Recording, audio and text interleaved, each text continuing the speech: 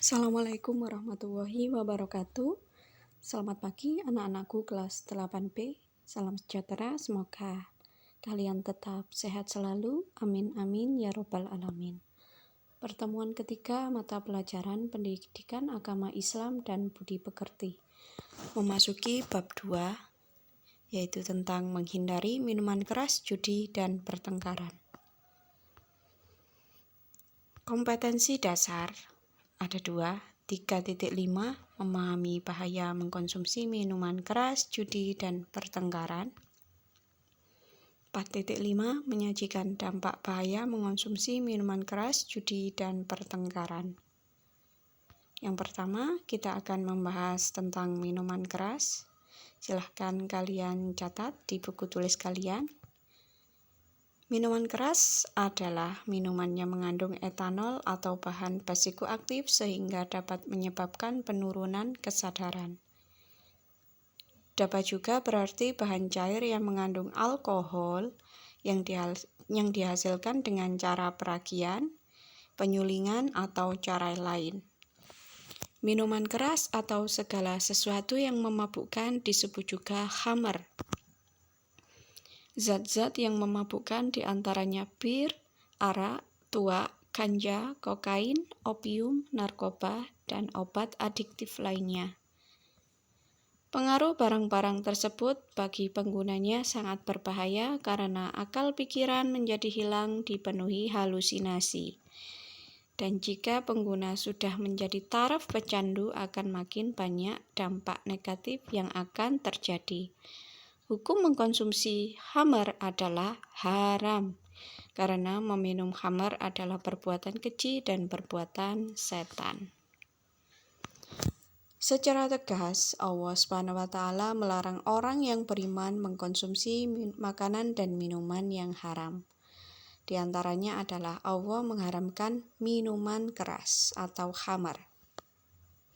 Perhatikan hadis di bawah ini. A'udzu billahi minasyaitonir rajim. Bismillahirrahmanirrahim.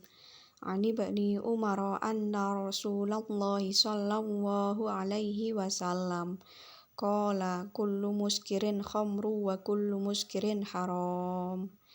Dari Ibnu Umar bahwa Rasulullah sallallahu alaihi wasallam bersabda, setiap yang memabukkan adalah khamr dan setiap yang memabukkan adalah haram. HR Muslim.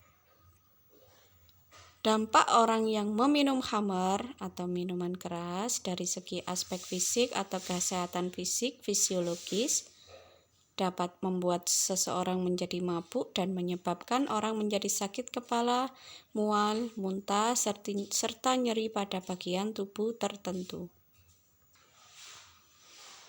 Tekanan darah tinggi, badan menjadi lemas, sensitivitas saraf menghilang, kesehatan menurunkan kekebalan tubuh dan tubuh dengan mudah terserang infeksi. Semakin sering mengonsumsi minuman keras akan semakin besar resiko terjangkit penyakit kanker, jantung, paru-paru, dan gangguan pernafasan dan anggota organ hati atau gangguan organ hati. Kemudian dari segi gangguan jiwa, psikologis, jiwa menjadi lemah, moral menyimpang, tidak memiliki semangat hidup, rasa tanggung jawab menjadi hilang, gangguan daya ingat atau demensia, gangguan bahasa, perubahan kepribadian. Cara menghindari minuman keras. Mendekatkan diri kepada Allah SWT, menjaga diri kita dari hal-hal yang sekiranya merusak dan tidak berguna bagi diri sendiri atau orang banyak. Dapat membedakan mana yang boleh dilakukan, mana yang tidak boleh dilakukan. Menanamkan sifat yang baik dan memberi contoh yang baik kepada anggota keluarga agar tidak terjerumus pada minuman keras dan pergaulan yang tidak wajar. Selektif memilih teman dan pergaulan. Kemudian kita lanjut ke judi. Judi merupakan permainan yang menggunakan uang atau barang berharga sebagai taruhan. Di dalam perjudian, pemenang akan mendapatkan sesuatu yang berlipat dari miliknya semula sehingga mengandung unsur untung-untungan dalam kegiatan ini. Seorang yang kecanduan judi akan senantiasa menghayal untuk memiliki kekayaan banyak, tetapi malas bekerja. Coba kalian perhatikan firman Allah dalam Quran Surat Al-Ma'idah ayat 90. A'udzu billahi minasyaitonir rajim. Bismillahirrahmanirrahim. Ya ayyuhalladzina amanu innamal khamru wal maisir wal ansabu wal aslamu rijsum min amali syaitani fajtanibuhu la'allakum tuflihun. Wahai orang-orang yang beriman, sesungguhnya minuman keras, berjudi, berkorban untuk berhala, dan mengundi nasib dengan anak panah adalah perbuatan keji dan termasuk perbuatan setan. Maka jauhilah perbuatan-perbuatan itu agar kamu beruntung. Quran Surat Al-Ma'idah ayat 90. Kemudian kita lanjut dampak negatif judi.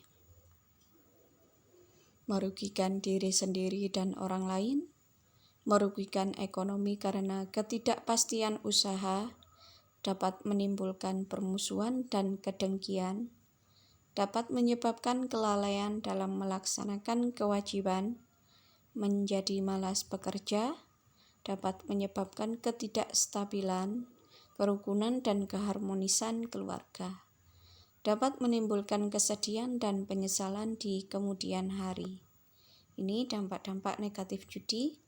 Kemudian kita lanjutkan ke cara menghindari judi. Apa saja caranya?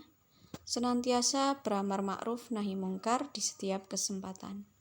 Mengetahui dengan jelas bahaya judi, menindak secara tegas para pelaku perjudian oleh aparat yang berwenang, berusaha menghindari pergaulan dengan penjudi, senantiasa mencari rizki yang halal dan qanaah atas pemberian Allah SWT, senantiasa beristighfar dan selalu memohon ampun kepada Allah SWT agar terhindar dari perbuatan perjudian. Kemudian kita lanjut ke pertengkaran. Adalah suatu kegiatan perkelahian atau tindakan kekerasan yang dilakukan oleh seseorang atau sekelompok orang. Pertengkaran disebut juga dengan pertikaian, perkelahian atau tawuran, dan semua itu dilarang keras oleh Allah SWT. Di dunia, orang yang melakukan kegiatan tersebut akan mendapat hukuman pihak berwajib. Dan kalau di akhirat, ancaman hukumannya juga sangat berat. Coba kalian perhatikan firman Allah dalam Quran Surat Az-Zukhruf ayat 58. A'udzu billahi minasyaitonir rajim. Bismillahirrahmanirrahim. Wa qalu alihatuna khairun am huwa ma darabuhu laka illa jadala bal hum qaumun khasimun. Dan mereka berkata, manakah yang lebih baik, Tuhan-Tuhan kami atau dia Isa? Mereka tidak memberikan perumpamaan itu kepadamu melainkan dengan maksud membantah saja. Sebenarnya mereka adalah kaum yang suka bertengkar. Kemudian kita lanjutkan faktor-faktor yang menyebabkan pertengkaran. Ada faktor internal, yaitu kurang mampunya beradaptasi dengan lingkungan sosial. Faktor keluarga, adanya kekerasan dan ketidakharmonisan dalam keluarga akan berdampak terhadap mental psikologis pada anak. Secara tidak langsung, remaja akan meniru pola yang ia lihat di dalam keluarganya. Faktor lingkungan juga bisa dari lingkungan sekolah, pengaruh media televisi, media cetak, dan ketidakpuasan atas negara atau fasilitas negara. Hari ini cukup sekian materi Terima kasih. Wassalamualaikum warahmatullahi wabarakatuh.